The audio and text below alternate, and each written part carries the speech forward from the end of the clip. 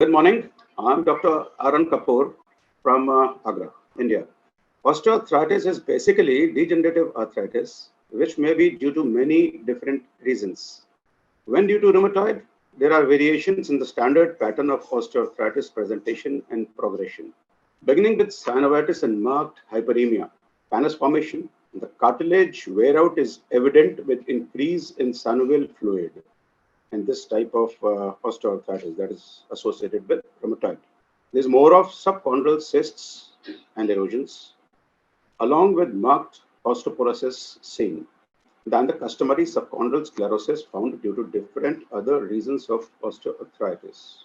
There may be progression to deformities like genu valgum or varus, resulting in unequal load distribution and thereby further wear out, cartilage breakdown, and osseous deformity increasing. Osteoarthritis due to rheumatoid arthritis is more prone to develop fixed flexion deformities with extreme compressive and repetitive motion. The frictional forces ensure for further erosion and shredding of the remaining cartilage. The common joints affected happen to be the hip, the knee, and the carpometacarpal joint of the thumb. Now, rheumatoid arthritis is marked by involvement of intra-articular, periarticular structures, tendons, ligaments, and the muscles. Morning stiffness, pain, and stiffness after rest are prominent presenting features. The range of movement slowly decreases due to the intra-articular fibrous ankylosis caused by bridging granulation and pannus. Muscle changes, nodular polymyositis replaces the degenerating muscles by fibrous tissue, causing loss of muscle elasticity and contractility, along with muscle wasting. This is the basis that requires stretching exercises in osteoarthritis due to rheumatoid arthritis, in rehabilitation, and also in prevention of progress of the problems and disease. As rheumatoid arthritis can affect early, the osteoarthritis caused is also typically characterized in younger ages too.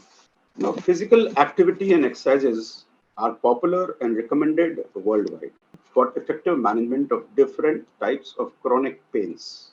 The chronic pain is known to induce fatigue, anxiety, depression, low self-esteem, and poor quality of life.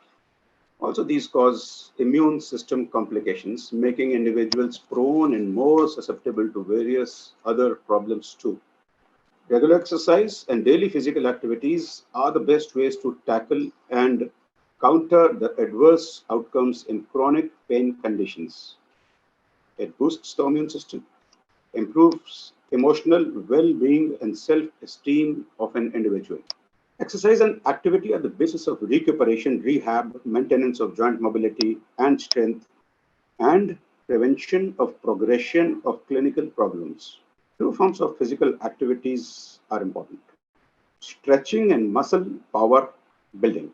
As mentioned, there is involvement of all intra-articular and periarticular soft tissue, may it be the capsule, ligaments, tendons, and the muscles, thereby increasing the stiffness and contractures and decreased mobility with increasing pain. It's all a vicious cycle, basically. Now, here is the reason to counter all these by range of motion and stretching of all associated joints and surrounding muscles. Increasing the flexibility decreases the pain and eases further activity. Now, the second form of exercises required are the muscle building and strengthening exercises. Now, again, very essential to take better control of the adjoining joints and not allow the frictional increase in wear and shredding of the cartilage. The best strategy in acute osteoarthritis flare-ups is to formulate a suitable treatment plan based on the doctor's recommendations, including requisite lifestyle measures and necessary medical support. So, generally, exercises and physical activities in chronic osteoarthritis and rheumatic conditions definitely go a long way to help reduce pain, inflammation, swelling, and to make a suffering individual comfortable and more useful to himself and to society.